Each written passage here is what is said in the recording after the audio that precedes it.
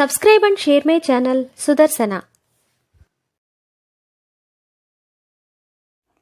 ఓం శ్రీ గణేశాయ నమః. శ్రీ గురుభ్యో నమః. నడిచే దేవుడుగా కీర్తి వహించిన జగద్గురు శ్రీ శ్రీ శ్రీ చంద్రశేఖరేంద్ర సరస్వతి మహాస్వామివారి గురించి నీలంరాజు వెంకటశేషయ్య గారికి మరికొందరు భక్తులకు కలిగిన అనుభవాలను అనుభూతులను తెలుసుకుందాం. విశ్వావసునామ సంవత్సర మార్గశిర బహుళ ఏకాదశి శేషయ్య గారి పుట్టినరోజు. విశాఖ నక్షత్రం. ఇంగ్లీషు తేదీ 1905 సంవత్సరం 12వ నెల 22వ తారీఖు. మన పంచాంగం లెక్కకు 1965 డిసెంబర్ 20వ తేదీకి 60 సంవత్సరాలు నిండుతాయి శేషయ్య గారికి. షష్ఠి పూర్తి ఉత్సవం కామకోటి పీఠాధిపతి శ్రీ చంద్రశేఖరేంద్ర సరస్వతి మహాస్వామివారి సమక్షంలో జరుపుకుందామని సంకల్పించుకున్నారు. నిజానికి అది వారి శ్రీమతి సంకల్పమే. వారు బాగుబాగంటూ తలూపారు. స్వామి అందుకు దయతో సమ్మతించారు. ఆనాటికి వారు ఎక్కడ ఉంటే అక్కడికి బంధుమిత్రులను పండితులను వెంటబెట్టుకుని రమ్మన్నారు. డిసెంబర్ నెలలో స్వామి మద్రాసు నగరంలో మైలాపూర్ సంస్కృత కళాశాల భవనంలో మకాన్ చేస్తున్నారు. స్వామి ఆదేశం ప్రకారం ఆ రోజుకు శేషయ్య గారు వారి తల్లిదండ్రులతో కుటుంబంతో బంధుమిత్రులతో విజయవాడ గుంటూరు పట్టణాల నుంచి దయచేసిన పండితులతో పురోహిత బృందంతో మద్రాసు చేరారు. పూర్వాశ్రమంలో శ్రీ స్వామిపాదుల సోదరులు శ్రీ సామమూర్తి శాస్త్రి గారు సెంట్రల్ స్టేషన్కు వచ్చి స్వామి మైలాపూర్ నుంచి తిరువత్తియూరుకు మకాం మార్చారని చెప్పి వారందరినీ తిరువత్తియూరుకు వెంటబెట్టుకుని వెళ్ళారు.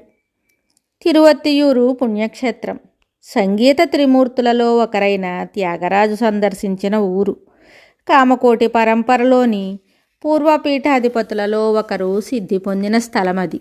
మండపారాధనంతో మహాకలశ స్థాపన జరిగింది.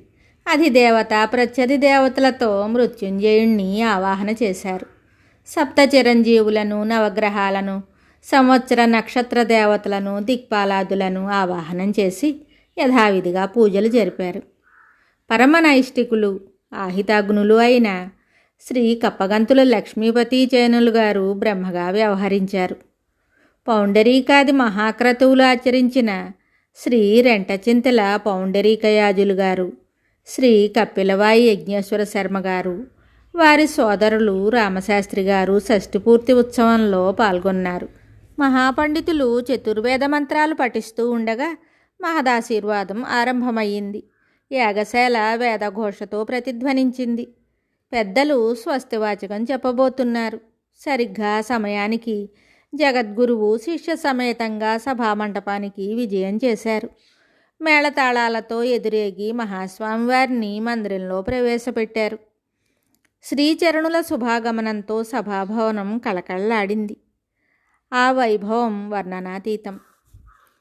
సభాసదుల పాదాభివందనాలు స్వీకరించిన తరువాత స్వామిపాదులు వేదికను అధిరోహించి ఈ క్రింది శ్లోకం చదివి సంస్కృతంలో వ్యాఖ్యానించగా శ్రీ జమ్మలమడక మాధవరామశర్మ గారు తెలుగులో దానిని సభ్యులకు వినిపించారు. గుణదోషా బుధో గృహ్ణాన్ ఇందుక్ష్వేలా వివేశ్వరః శిరసా శ్లాఘతే పూర్వం పరం కంఠే నియచ్చతి.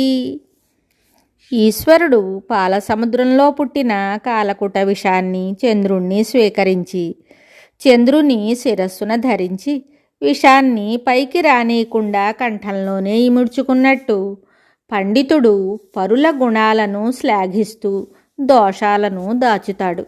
వెంకటాధ్వరి రచించిన విశ్వగుణాదర్శ చంపువులో కృశాను విశ్వావసులనే ఇద్దరు గంధర్వులు ఉన్నారు. వారిలో కృశాను ఇతరుల దోషాలను వెలుబుచ్చుతాడు. విశ్వావసు వారి గుణాలను మాత్రమే ప్రకటిస్తాడు.